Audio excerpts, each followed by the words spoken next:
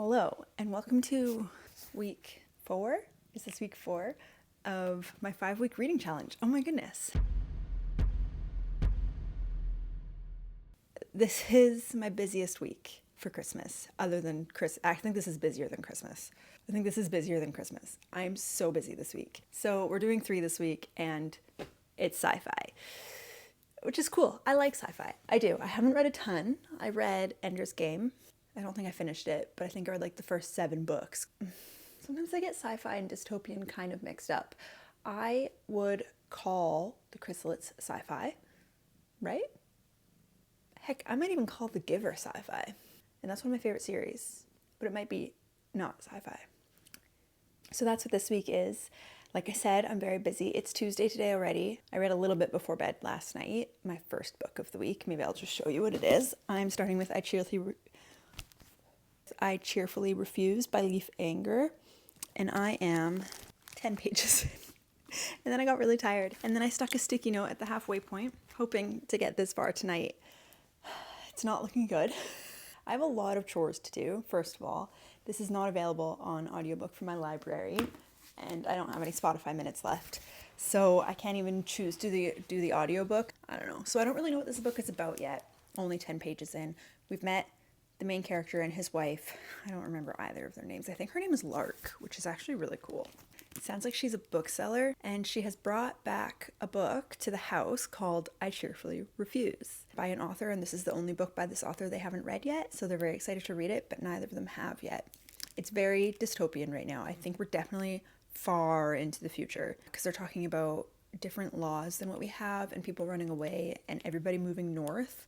And the cars are like breaking down, and they have a really small room in their attic that they don't really tell people about or advertise, but they do let people stay for the night on their way up north if they need to. So right now, something weird just happened. We're on page 10, like they're falling asleep, and they hear a noise in the attic from someone that they let stay there. Who provided the book, actually, I Cheerfully Refuse. This is a hard book to say for me. I Cheerfully Refuse. That's the guy that lent them the book, so I'm not sure what he's doing up there. I'm not sure what this is going to be. I think it's something about his wife going missing or choosing to run away and him trying to find her. I'm pretty sure that's what it's about. It's not terribly long. It's just a large book, these big hardcovers. So yeah, it's like 300 pages. So I think I can get that far tonight, maybe. I'm going to try to edit last week's video half today, half tomorrow. I was going to decorate the tree with ornaments on like Saturday or Sunday, and I still haven't done it. It's like December 10th. I usually do this the first day of December. I'm just feeling so out of it this week and I'm not myself right now. I can tell you that much. So I have lots to do. I'm going to meal prep as much as I can so that I don't have to cook the next few days either, just to ease some of the stress that I have in my life right now. You are sitting beside a huge pile of laundry that I need to fold, and our bathroom is disgusting. So I just have to do these things just to get them out of the way so I don't think about them for the next week. So that means not as much reading. I'm going to start by having a snack. I am trying to bulk right now. So for a snack, I am having eggs with toast 3 hours before I plan to have dinner. I'm not sure when my next update will be. I hope I get halfway tonight and can update you tomorrow, and then hopefully I can finish it tomorrow. I have energy, but I really want a coffee, so I might just have a decaf coffee. Now I'm just rambling. I'm just talking. I'm so sorry.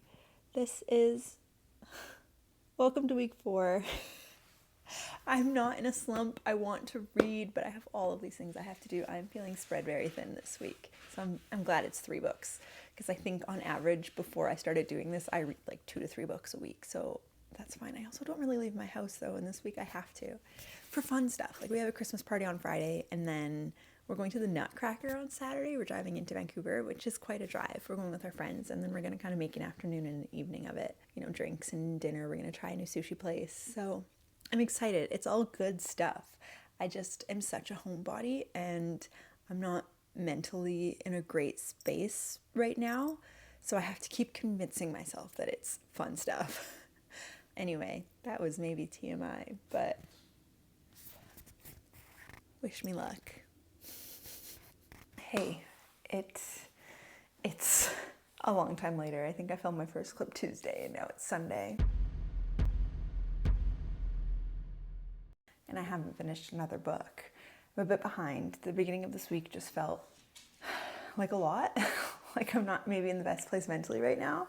So I just decided to chill, not force myself to read. And then this is the third night in a row that we're going to be busy. Yesterday we were gone all day doing fun things, like really exciting festivities because it's Christmas. It just doesn't leave a lot of time for reading, which is fine. I never want to force myself to read. Speaking of, I am DNFing. I cheerfully refuse. I got 50 pages in and the writing style just isn't for me. It's so hard to follow. It reminded me of, what specifically did it remind me of? I forget, something from school maybe. It just is, it's very rambly. It's so difficult to follow. It's so fragmented that I just was not following the timeline. I don't really love the narration from our main character. The world setup didn't happen fast enough for me. I still don't really know the gist. Just like you don't really know anything outside of the world of the main character. There's no discussion really about what's outside. I don't know, just like the setup wasn't my favorite and I was not following, and it doesn't help that I was not in the right mindset. So I DNF'd this on Wednesday already, day 2, and then I read on Thursday for like 30 minutes and then a little bit this morning, the next book, which is The Other Valley by Scott Alexander Howard, and I am already loving it.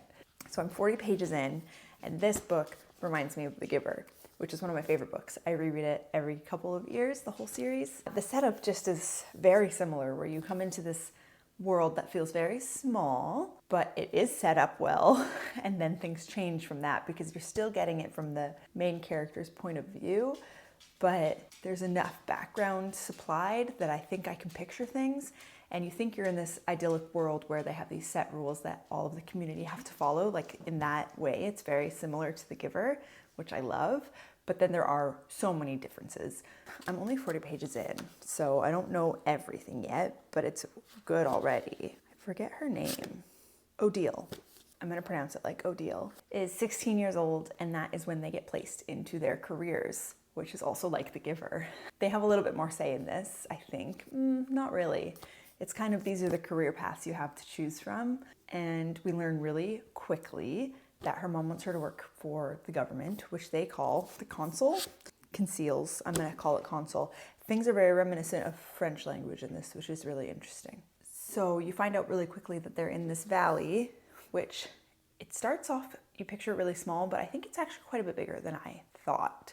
Like they have to take cars to get around and buses, and there's more than one school. You kind of picture it zoomed out, and there's all these identical valleys side by side by side, and each one, as it moves along, is 20 years in the future. She has to write this letter to apply to work in the council, kind of say which direction she would go if she had a choice, and she says neither. So then you find out that a lot of people do go back 20 years in the past so that they can look at people who they've lost, and they call it a mourning tour. She sees one of her classmates' parents, so she knows that he's passed away in the future, which is really interesting because you're not supposed to see them. They wear these masks. So then she kind of argues that she thinks that it's not beneficial to the people who are surviving if these people come over, because you're always wondering, are they here for me?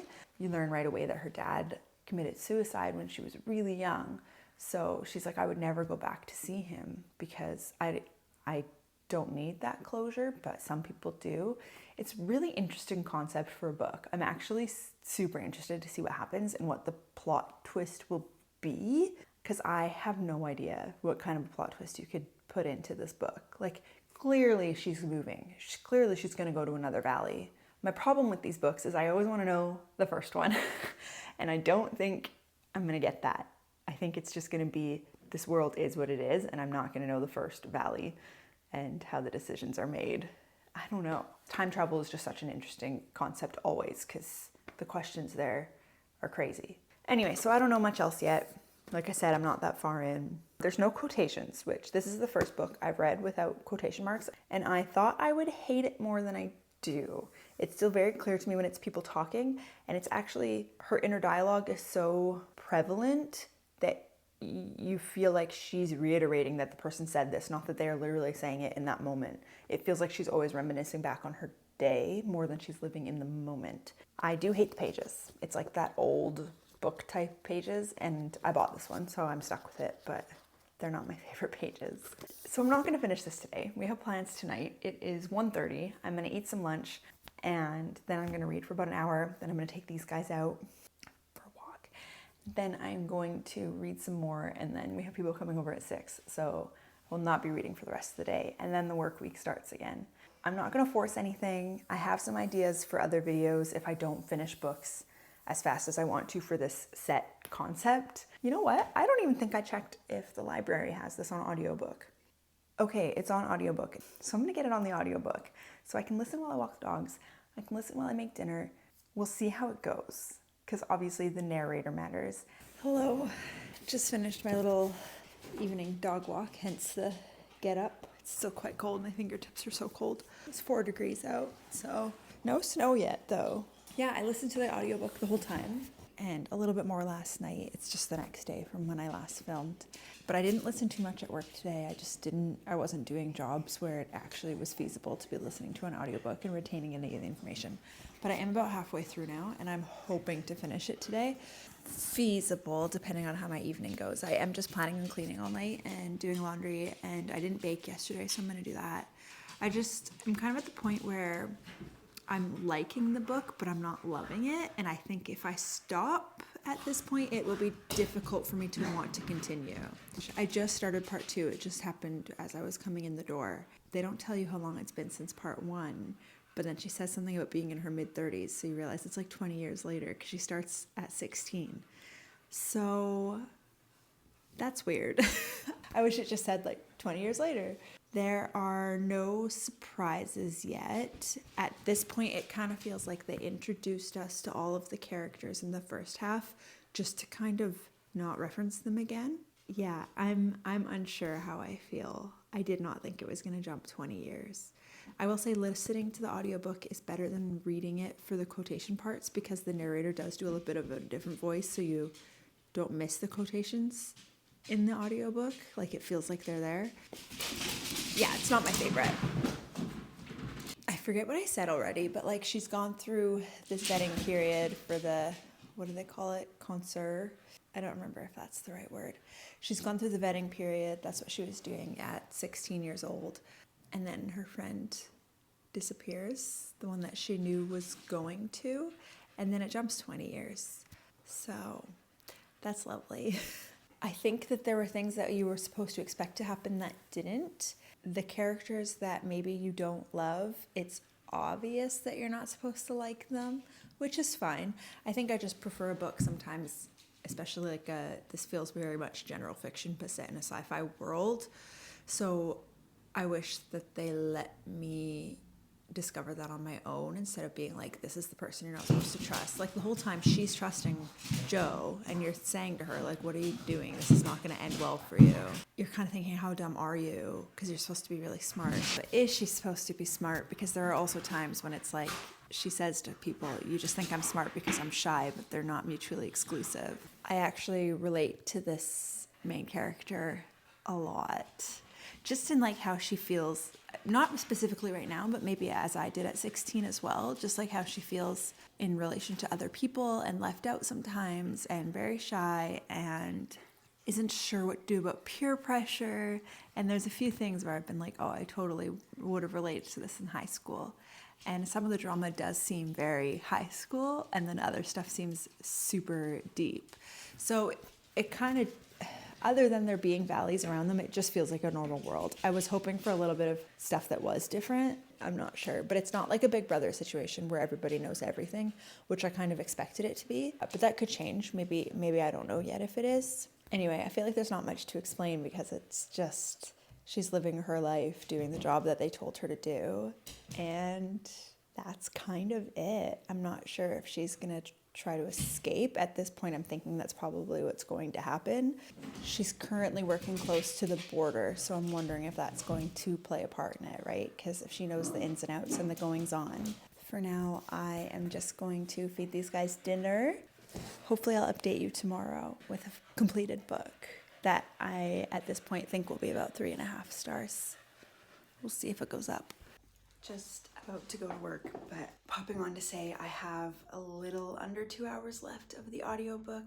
And right now, Odile has some decisions to make based on things that she's seen that she probably should have reported and didn't.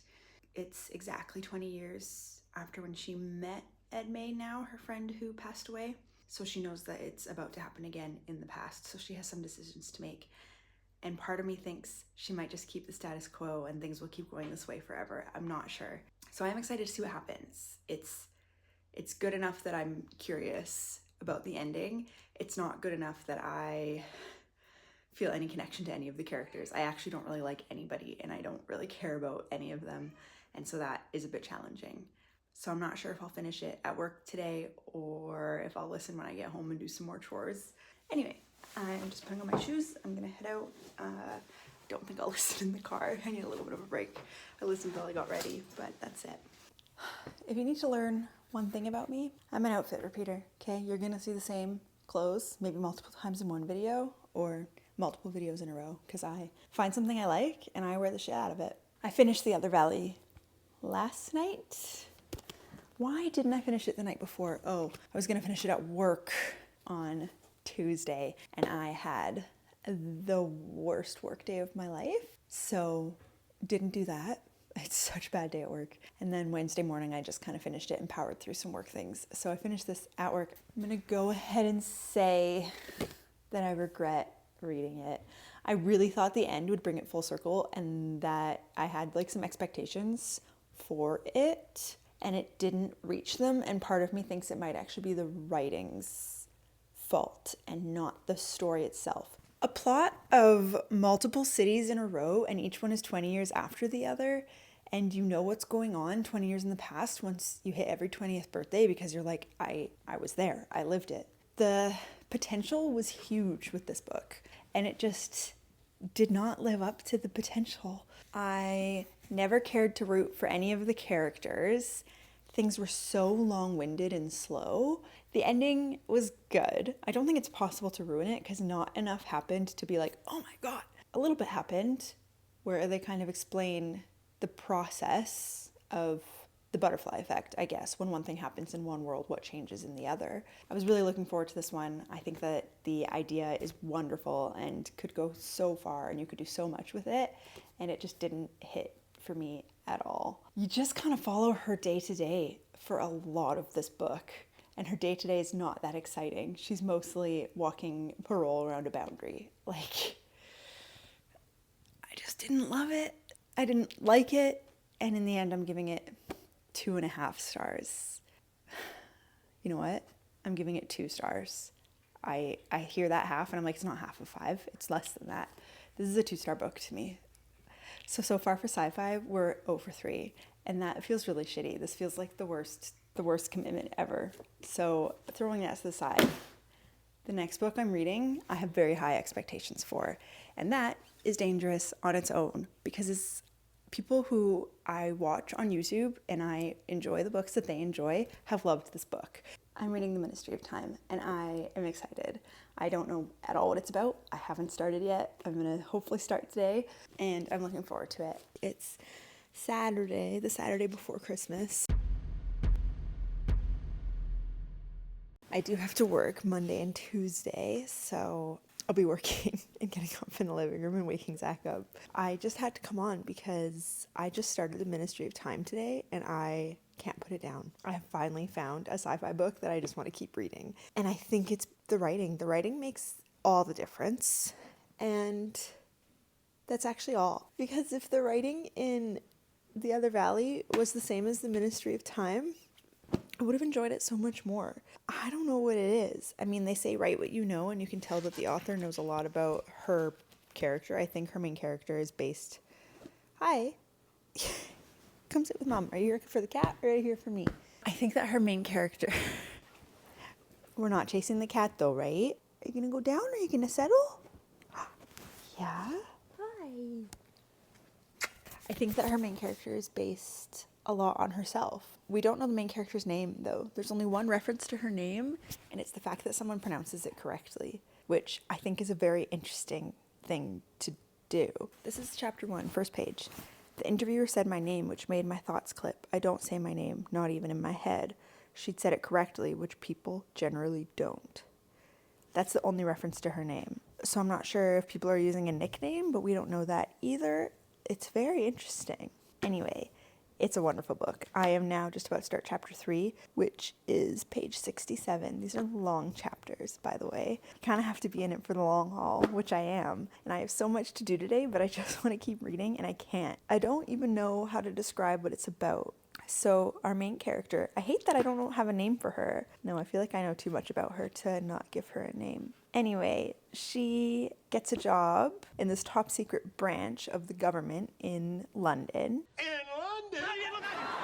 Where she learns that time travel has been discovered and that they have brought people from the past. So we have 5 people who were going to die in their own world, and they know that because it's in the history books that they've died. So they're like, let's go back and get these people who are guaranteed death at a young age. So I think they're all under 40. And let's bring them to the present since we've learned how to do time travel, so they won't be missed in their own timeline. And let's see what happens. So our main character is called a Bridge. So she's working with Lieutenant Gore, someone from the Royal Navy from the mid-1800s. He was going to die on this expedition to Antarctica. So they've brought him to the current day, London. To me, that's the one thing that I don't really understand is I feel like if you're introducing people into this new world, I don't think you would choose a big city, but maybe you would because people won't notice them. And if you choose a small town, everyone would be like, who's this new person? But I think you could pick something mid-size, you know, like he's living now, they're all living in this place with 9 million people, which they make a point of saying. He's like, that's too many people in one city.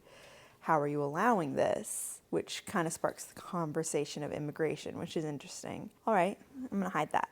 And I feel like they would choose something with like 1 million people, 30,000 people. No one will notice someone new in 30,000 people. So far, there's a lot of comedy. He is so funny. He just makes me laugh over and over. Very deadpan, sarcastic humor, which is really fun. And it kind of reminds me of, what's that movie with Meg Ryan and Hugh Jackman where he comes back from the past? I don't remember what it's called, but it's kind of reminding me of that. That's the best part of the time travel books and movies, right? Is like, this is the new language we use. This is how a toilet works. This is a phone. This is a TV. Like, those are the things that are actually really exciting. Do you have anything to say? So yeah, I'm almost 70 pages in. I'm starting chapter 3. They are starting to like each other, I think. And I actually also love the aspects of history in it because they brought someone from World War I. They brought someone from, I want to say like bubonic plague time. And I forget the other two. I haven't really learned too much about the other characters yet because you're just watching these two who live together. And the first thing she has to explain to him is that men and women can be roommates and it's okay. And he's like talking about the hemlines and the fact that she drinks. I think it's definitely going to struggle more with immigration because she talks about her mom's history arriving in London from Cambodia and that she's white passing. And one of the other Bridges is a black woman who has to talk about the fact to her person that, yeah, I'm a black woman with a career. I love that it's bringing in these tough conversations in a way that they're kind of describing it to people who are adults and who should know these things but don't because they're from history. And actually our main character has made a comment that in 100 years they're probably going to say that we're still doing something wrong. It's heavy but light at the same time, which I think is my favorite kind of book, that I can get across these big topics in a very digestible way, and the writing itself is just wonderful. So nice that I get to spend a few days at home reading this week, and this is going to lead me into that. Is great after 2 rough books.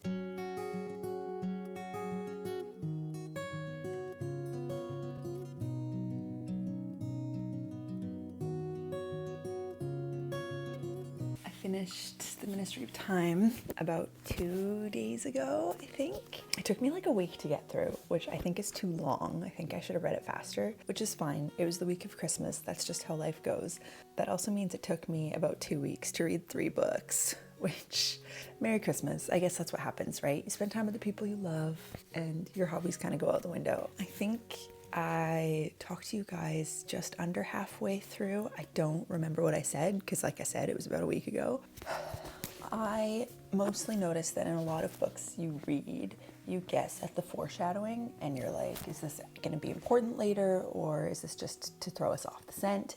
And for this book, the foreshadowing was very front and center and purposeful, and it was like, hey, this is what's gonna happen, but just like join me on the journey is kind of how it felt the whole time, which I liked, I think. The crazy thing is we still don't know the name of our main character. We never learn her name. She is nameless the entire book. So like I want to talk about her and I'm like, wait, I don't have a name for her. So our main character is, like I said, the bridge to someone who came from the 1800s. So he's 19th century Navy and they're living together and she's kind of teaching him how to exist in this world along with multiple other people. I think there's 5 total. You kind of see her connect with him in interesting ways. There are some bad habits that they both need to break, but they kind of just spur on in each other, which is kind of funny. And anytime she talks about something casually, he's like, I don't know what you're talking about. You're relating this to something that I have never heard about. I don't want to say an example because it's actually quite a big plot point, the one I was just going to say. It's quite funny. I laughed a lot. I found myself laughing a lot because of, his name is Graham Gore, the main guy, so we know his name. I'm curious if it's a real person. I never looked that up. Okay. Based off a real person and his real story. That's interesting, actually, if you think about it. And each chapter begins with a flashback of Graham from when he started this expedition, or when his expedition couldn't leave the Arctic, I believe is where they were, up to when he gets pulled to the future in his time. She read his story and his personal letters before he came to her, and she was made his bridge. The whole time she's like, oh my goodness, I have to keep remembering that this was like 2 weeks ago for him.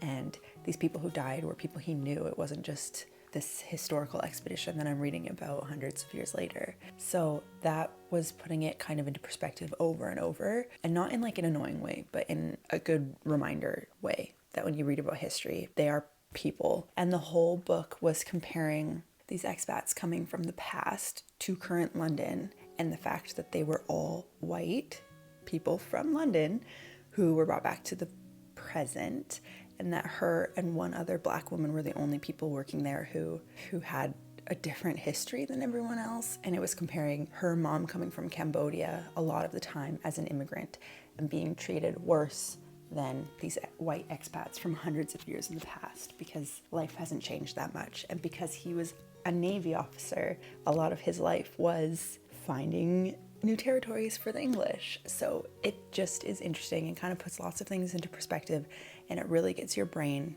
thinking a lot. It's not like facts coming at you, it's her personal feelings. Some shit goes down, obviously. The conflict is weird. I think it could have hit a little bit harder. You're at one point thinking, how is this main character so stupid and I've gotten this and she hasn't? And then they bring it on like it's casual because the author agrees that she should have known. Someone is saying to the main character, how naive are you? And as a reader, you're like, yeah, no shit. Like, I guessed this 100 pages ago. And I wish it was more of a plot twist that hit harder. It just like was so casually introduced and not a surprise. So that made it a little bit less exciting. And some of the characters that were getting intense at some points, you didn't see enough of them to care. There were some things that were heavily hinted at and some things that weren't at all, and I wish there was more of a blend. I think the story itself was not my favorite. I see why people love it, I really do. It kind of felt like reading a really long episode of Doctor Who, which I'm in the middle of right now. So that part was really cool. Like, it was very sci-fi in that way, and in the way that time travel worked in this was smart and discussed very eloquently. There's little bits of romance that just kind of keep your heart going, and friendship. Her friendship with Margaret was maybe one of my favorite parts, and there's not nearly enough of it. I really appreciated those parts, and that it did stay true to the sci-fi genre. Despite not loving the story, I would say that the writing itself is amazing. Like, I will read everything that she writes, Callie Ann Bradley, because it was amazing. This writing was amazing. I upped my rating personally because of that. The story itself, I would say, was like a 3.5, but the writing was so good that I'm bringing it up to a 4-star read. So it's a good way to end this. Maybe I've learned that sci-fi is not my favorite and I need to be picky about what I choose. I think I prefer like a sci-fi fantasy over like a sci-fi dystopia. I don't know. I don't know what I'm saying, because I liked the Ender's Game books. I liked Red Rising. I read that like a decade ago, so I should probably reread it. I've only read the first 2 books. I'd like to keep trying sci-fi, but I'm gonna be careful about what I choose because it's clearly not my favorite genre, and that's not to say these books were bad, it's just not my favorite. So at the end of the week, like, we have a DNF, and what did I rate this? Like 2 stars and a 4-star because of the writing more than the story. That's interesting. Anyway, I haven't watched too many videos of people who didn't really like the books that they were reading, so I'm curious how this is gonna pan out once I edit it, but we'll see. So the next 5 books, next week's fantasy, which I'm really excited about. So I'm gonna do the intro for that now because I started the first book yesterday, and I am gonna leave you guys there. Thanks for watching. Come back for fantasy. I love fantasy. I'm expecting some really good books to come out of this. See you next time.